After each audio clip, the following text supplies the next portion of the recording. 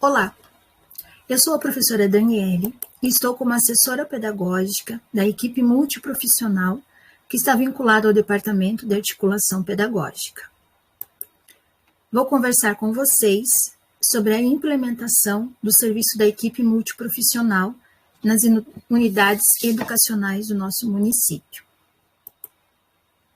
Os serviços da equipe multiprofissional existentes no DAP até o ano de 2021 contavam com o serviço da buscativa, do atendimento domiciliar e da rede de proteção.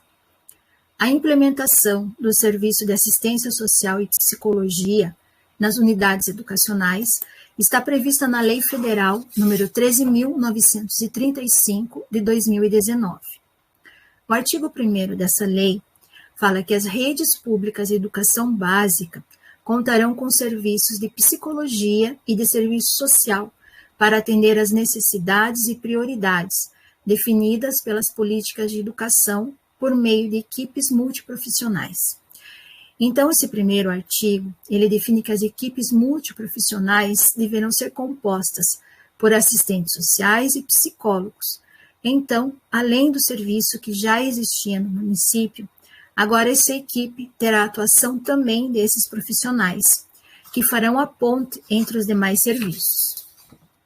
Parágrafo 1º. As equipes multiprofissionais deverão desenvolver ações para melhoria da qualidade do processo de ensino-aprendizagem, com a participação da comunidade escolar, atuando na mediação das relações sociais e institucionais. Então, sobre a atuação desses profissionais, essa lei indica que eles deverão desenvolver ações que direcionem o olhar para o mesmo fim, que é a garantia de direitos humanos e, principalmente, a efetivação do direito à educação. Parágrafo 2º. O trabalho da equipe multiprofissional deverá considerar o projeto político-pedagógico das unidades educacionais. Então, esses profissionais devem ter o conhecimento da proposta pedagógica da sua unidade e também participar da elaboração dessas propostas. O artigo 2º. Os sistemas de ensino disporão de 1 ano a partir da data da publicação desta lei, para tomar as providências necessárias ao cumprimento das suas disposições. Então, a partir da promulgação dessa lei em 2019, iniciou-se os estudos para definir como seria feita a implementação desse serviço de psicologia e assistência social na rede municipal de ensino de Araucária. A partir disso, nós temos a Lei Municipal número 3.812, de 2021. Eu vou falar com vocês agora um pedacinho dessa lei a partir do artigo 2º.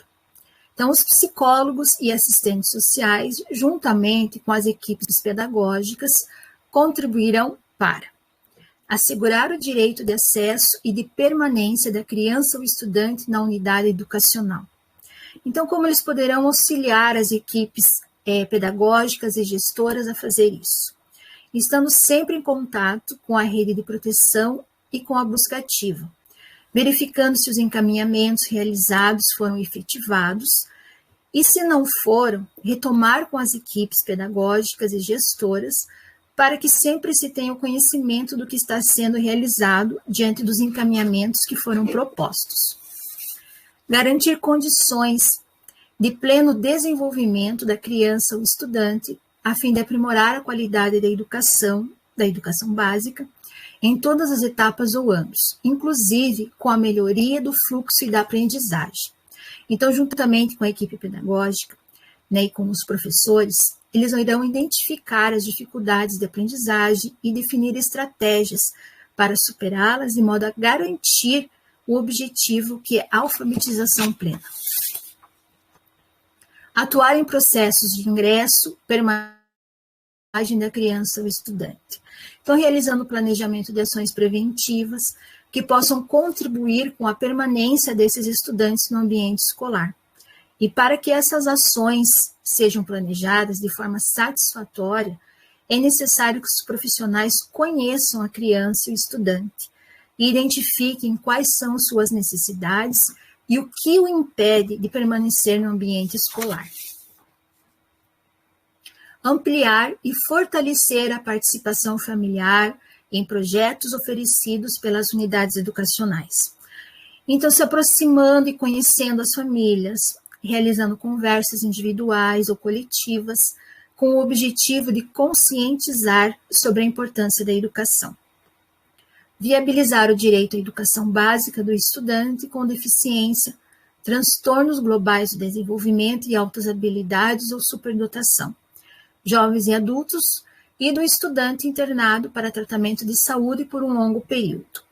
Então, garantindo a construção do ambiente escolar acolhedor, inclusivo, para que essas crianças e estudantes, público-alvo da educação especial, tenham acesso a uma educação de qualidade, conhecendo as necessidades específicas de cada criança e estudante, estabelecendo parcerias com a família, com atendimento educacional especializado, com os profissionais que atendem essas crianças nos diferentes espaços terapêuticos, realizando conversas com os estudantes sobre a importância da inclusão e ressaltando que a educação é um direito de todos. Criar estratégias de intervenção em dificuldades escolares relacionadas a situações de violência, uso abusivo de drogas, gravidez na adolescência, vulnerabilidade social. Então, principalmente atuando na prevenção. Mas nos casos em que as crianças ou estudantes já estão invulneráveis a isso, elaborar estratégias, em conjunto com a equipe pedagógica para que essas crianças ou estudantes tenham condições de acesso à aprendizagem e garantia de permanência no ambiente escolar. Acompanhar famílias em situações de ameaça, violações de direitos humanos e sociais. Então, criando estratégias de intervenção com as famílias, acompanhando os atendimentos ou encaminhar essas famílias para que elas tenham acesso aos atendimentos a que têm direito, por exemplo, ao CRAS, o CREAS, a redes de proteção, entre outros. Participar efetivamente das redes de proteção. Então, como que eles farão isso? Então, sempre estando em contato com os profissionais que participam da rede de proteção, verificando quais foram os encaminhamentos, quais crianças estão sendo acompanhadas, o que está sendo encaminhado em cada caso e sempre dando devolutiva sobre esses encaminhamentos para as unidades educacionais. Articular a rede de serviços para assegurar proteção de mulheres, crianças, adolescentes, idosos, vítimas de violência doméstica, de intimidação sistemática, que é o bullying. Como que eles farão isso? Conhecendo os serviços que são oferecidos e articulando a mediação entre esses profissionais que atendem essas famílias, sempre com o objetivo da garantia do direito desses cidadãos. Oferecer programas de orientação e apoio às famílias mediante a articulação das áreas de educação, saúde e assistência social. Então, complementando o anterior, vão realizar mediações e elaborar estratégia em conjunto com profissionais da saúde, com os profissionais da educação, da assistência social, sempre tentando ter um profissional de referência em cada uma desses ambientes. Promover ações de combate ao racismo, sexismo, homofobia, discriminação social, cultural e religiosa. Então, desenvolver projetos, juntamente com a equipe pedagógica e gestão escolar, para a prevenção de situações de bullying no ambiente escolar e também para a melhoria do clima escolar. Incentivar e viabilizar a participação em programas e projetos que tratem dessas temáticas relevantes para a comunidade escolar. Participar das equipes do ERER e auxiliar em elaboração de atividades com essas temáticas. Divulgar e instruir as famílias e os profissionais da rede municipal de ensino quanto ao Estatuto da Criança e do Adolescente, da igualdade racial, da juventude, entre outros. Então, realizar formações com profissionais das unidades sobre esses temas, participar das reuniões de pais e conversar sobre temas relacionados, sobre o ECA, sobre o Estatuto da Igualdade Racial, o Estatuto da Juventude, entre outros pontos importantes. Fortalecer a cultura de promoção da saúde física, mental e social. Então, realizando conversas com os professores, com os funcionários, com os estudantes, sempre que necessário, também em conjunto com a equipe pedagógica, dependendo da necessidade de cada unidade educacional. contribuir na formação continuada dos profissionais da educação. Então, eles irão participar das formações e reuniões, sempre em colaboração com a equipe pedagógica, né, utilizando temas de acordo com a necessidade da unidade, que foram, né, conversados primeiramente com as equipes gestoras e com as equipes pedagógicas. Então, essa lei, ela tem outros artigos e ela está disponível para consulta de todos. É muito importante realizar a leitura dessa lei na sua totalidade. Em relação à organização do trabalho dessas equipes nas unidades educacionais. Então, os assistentes sociais e psicólogos, eles vão atender as unidades educacionais sempre em duplas, de forma itinerante, juntamente com a equipe pedagógica. As unidades educacionais, elas foram separadas, levando em consideração a quantidade de crianças ou estudantes matriculados, né, tentando deixar cada grupo com uma quantidade próxima, né, de atendimentos que serão realizados.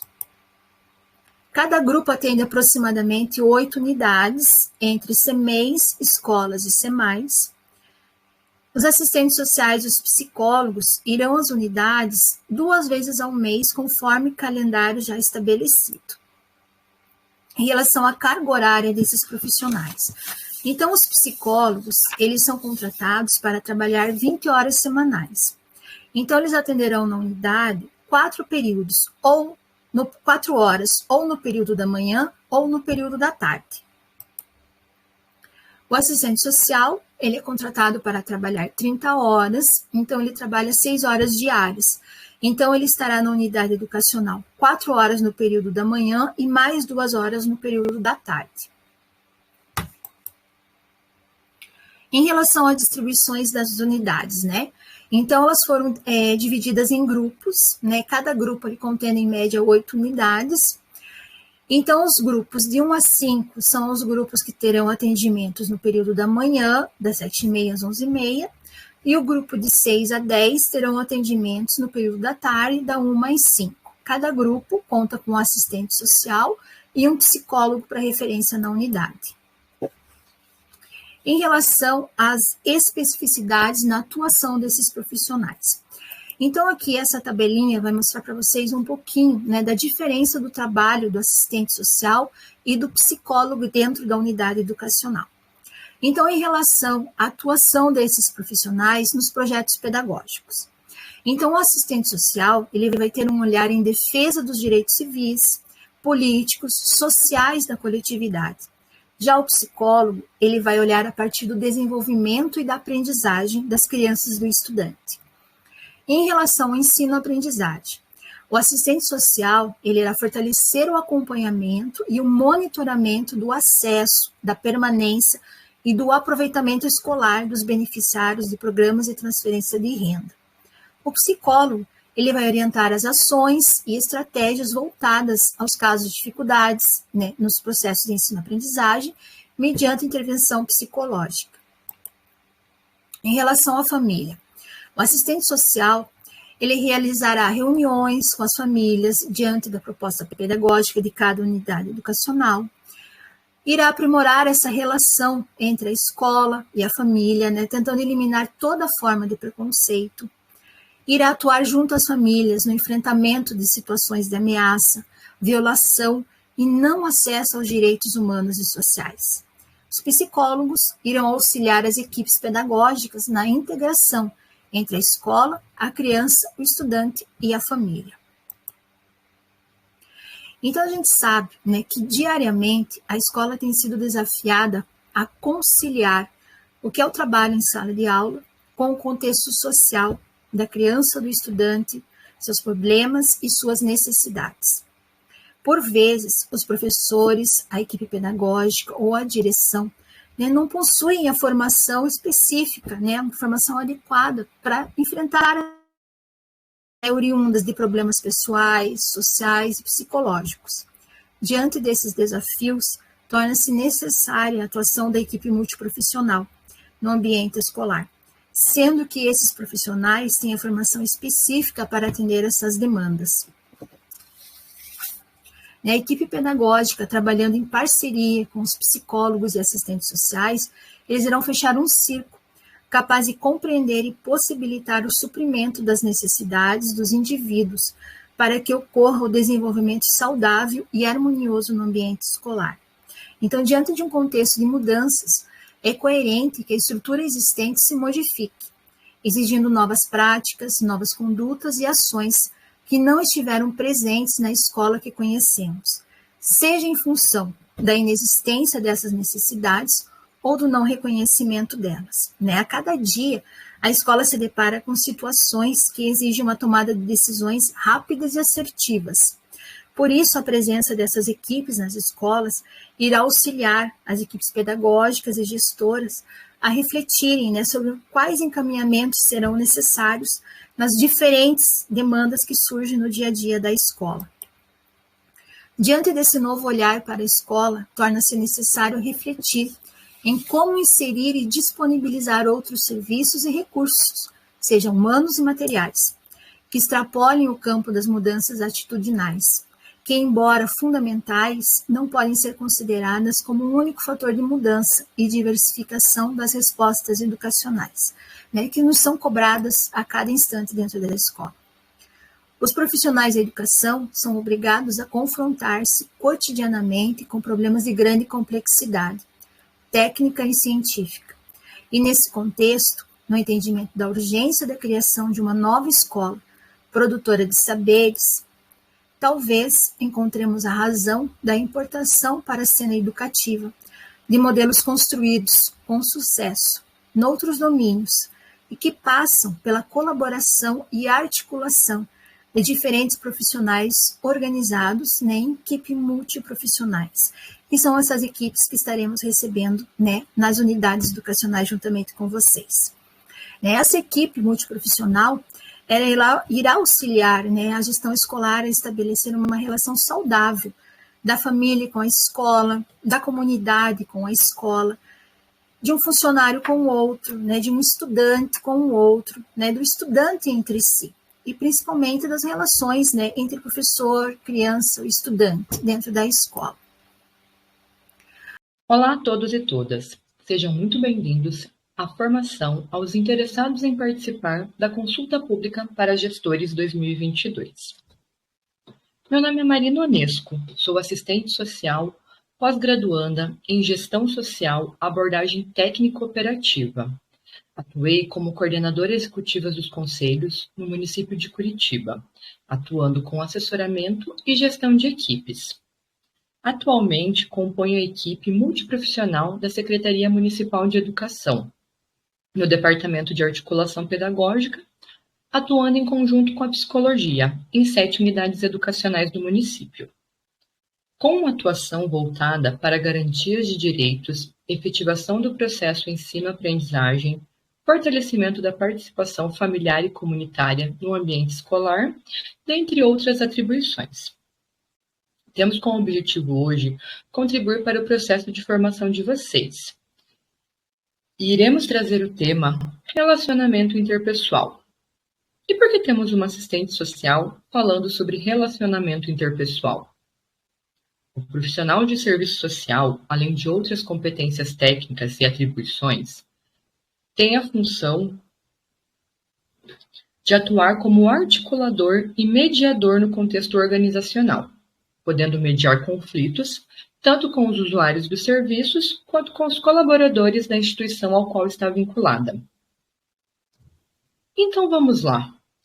Para começar, temos que lembrar que o homem é um ser social, vivemos no coletivo, precisamos do outro tanto para sobreviver como para nos desenvolver. E é neste viver coletivo que travamos os nossos relacionamentos, primeiramente no seio familiar, até o momento de viver em sociedade propriamente dita. Hoje eu vi uma pesquisa falando sobre as perdas que as nossas crianças tiveram na pandemia, em especial aquelas que nasceram no período pandêmico. E por quê? Por que elas tiveram tantas perdas no seu desenvolvimento? Por conta da falta de interação social. No momento onde todos estavam em casa, as famílias tendo que utilizar muitas vezes máscaras o tempo todo em casa, causou um prejuízo às nossas crianças no seu desenvolvimento, na sua fala, né? Algo tão primário que já inicia ali a partir dos 6 meses de idade, e nesse período pandêmico houve um grande prejuízo. Então a gente percebe o quanto que a interação social, o contato humano, ele é importante para o desenvolvimento.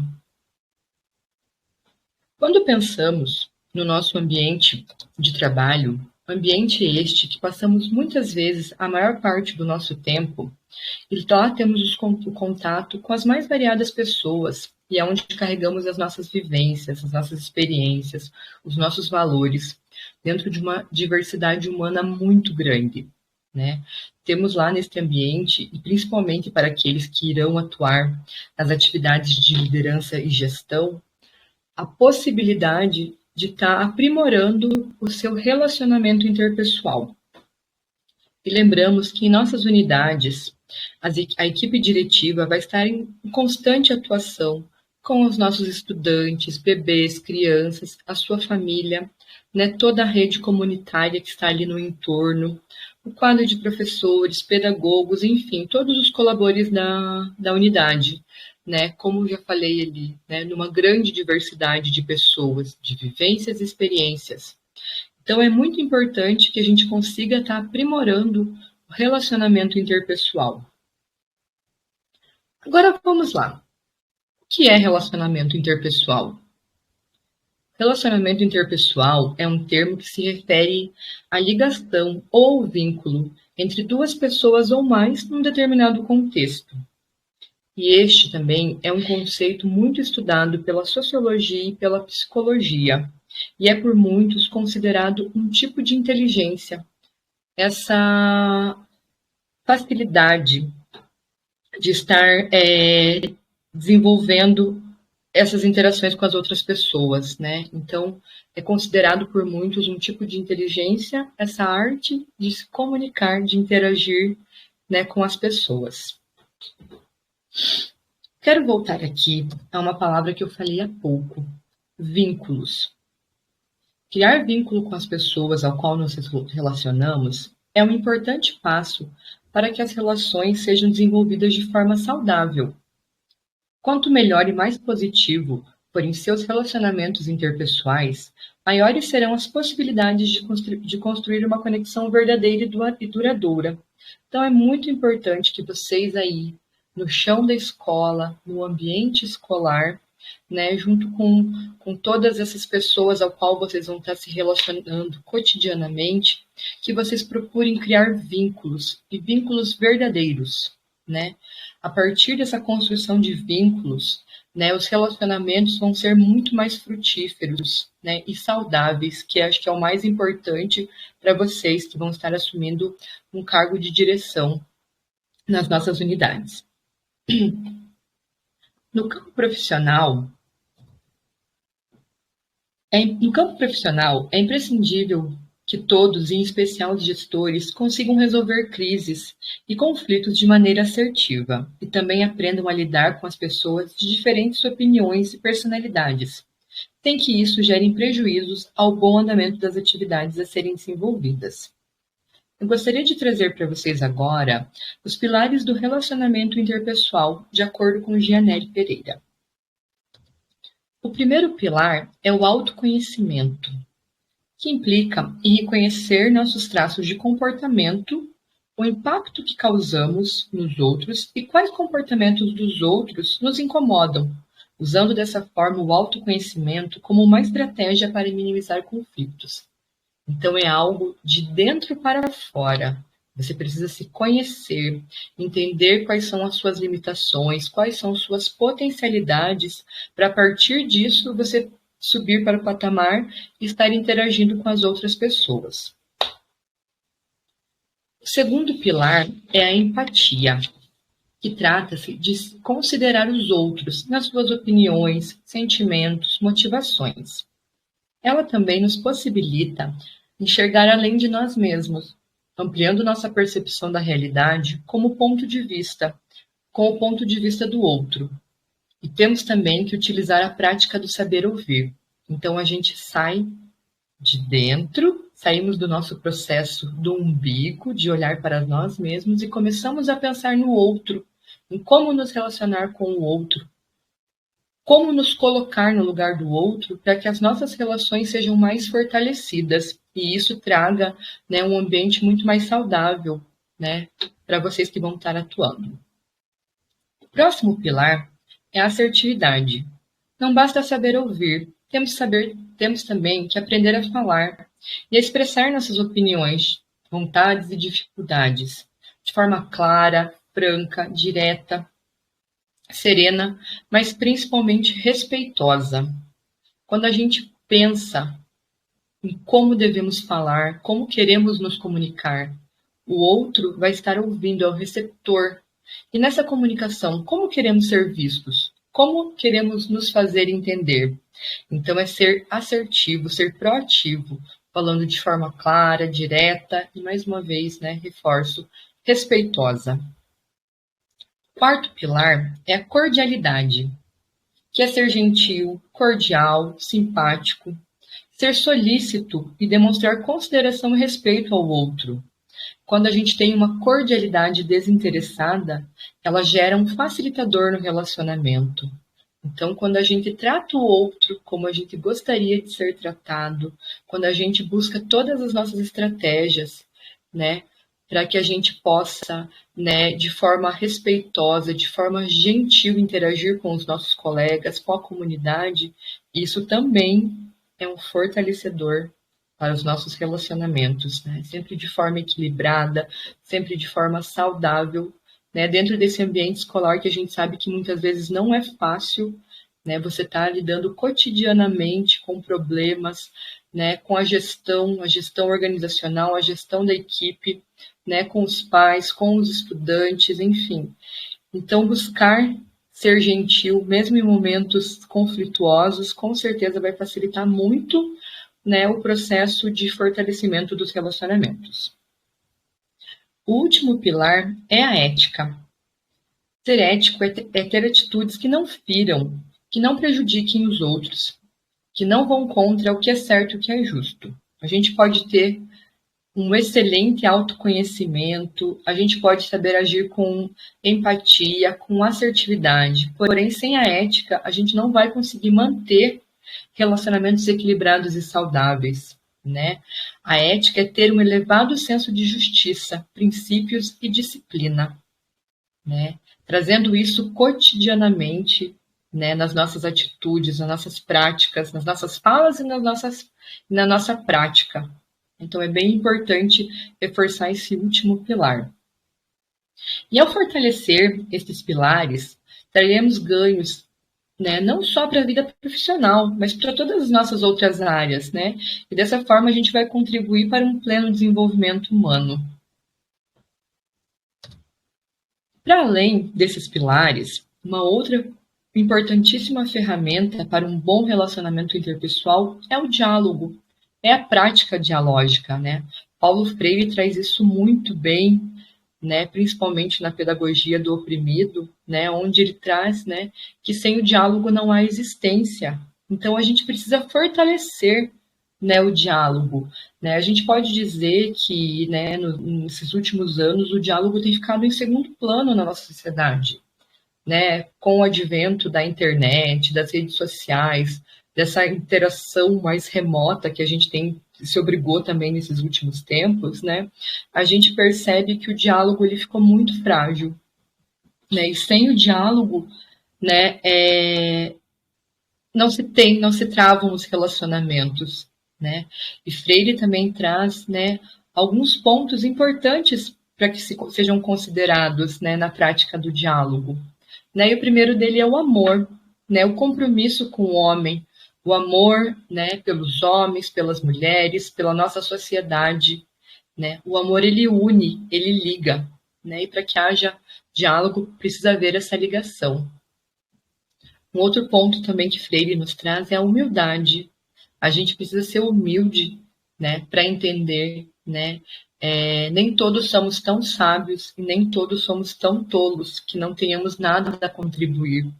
Então, quando a gente traz a humildade junto conosco, né, isso também faz com que o diálogo e as relações interpessoais vão se aprimorando, vão se conectando. Temos também a fé nos homens. A gente precisa ter fé, fé na inovação, fé na criação, fé que podemos fazer mais e melhor, né? Então, a fé nos homens, né? A fé na construção de uma coletividade, numa sociedade mais justa, mais igualitária, né? Que todos possam acessar aquilo que lhe é de direito. Temos também a esperança, e não a esperança de esperar, né? Freire traz um verbo, né, que é o esperançar, né, o fruto do inacabado. É entender que nós estamos em constante processo de construção, processo de ligação, né? Então, precisamos, né, entender que somos fruto do inacabado e precisamos, o tempo todo, buscar, né, sermos mais e melhores. E a esperança disso. E o último ponto é o pensar crítico, né? Através do diálogo, quando a gente traz um diálogo verdadeiro, um diálogo onde a gente tem o amor, a humildade, a fé e a esperança, a gente consegue molhar, né? Ele também usa essa palavra, né? Encharcar, né? De pensamento crítico. A gente precisa muito, né? Fortalecer isso, né? De nada basta diálogos vazios, diálogo que não produzem e que não contribuem com a realidade à nossa volta. Quando a gente pensa numa gestão crítico-participativa, né, quando a gente pensa em exercer uma boa gestão, né, vocês que vão ser aí o nosso corpo diretivo, os líderes nas nossas unidades educacionais, devem levar em consideração a prática do diálogo, né, observando que ele aconteça de maneira franca, não punitiva, né, que sejam fortalecidos os vínculos, né, de confiança, e dessa forma gerando resultados e impactos positivos no ambiente como um todo. Ambiente este que a gente sabe que muitas vezes, né, está ali imbuído de tensões, né, que o tempo todo, né, precisamos estar revendo, né, refletindo, buscando melhores estratégias para que a gente alcance um objetivo que é o compromisso com uma educação de qualidade. E lembrando que muitas vezes estamos inseridos em contextos, em comunidades, né, muito frágeis, muito vulneráveis, né, onde essa gera muitas tensões, né? Então é importante que a gente busque, né, trazer, né, deixar esse ambiente mais leve.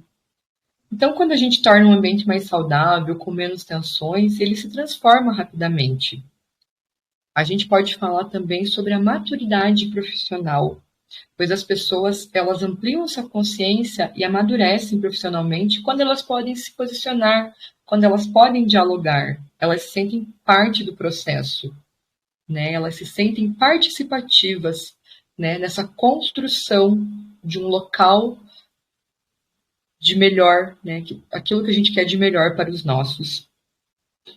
Diálogo e acolhimento, eles transformam as relações. Para finalizar, eu gostaria muito de reforçar com vocês que todos temos que perseguir incessantemente uma educação universal, de qualidade, que contribua para o pleno desenvolvimento. Mais uma vez citando Freire, a educação não transforma o mundo, a educação transforma as pessoas e as pessoas transformam o mundo. Deixo aqui o nosso contato do Departamento de Articulação Pedagógica, o nosso e-mail da equipe multiprofissional, né? Qualquer dúvida, qualquer situação que vocês queiram entrar em contato, nós estamos aqui à disposição, né? E sempre buscando contribuir e aprimorar, né, o nosso processo educacional aqui no município. Agradeço a todos, né, a oportunidade de fala, de estar com vocês nesse momento tão importante, né, e desejar para vocês um excelente processo, né, que vocês possam estar aí a partir, né, da assunção da direção das nossas unidades, fazendo um excelente trabalho, né, e buscando e lutando sempre pela qualidade da educação. Obrigada a todos, né? Excelente processo.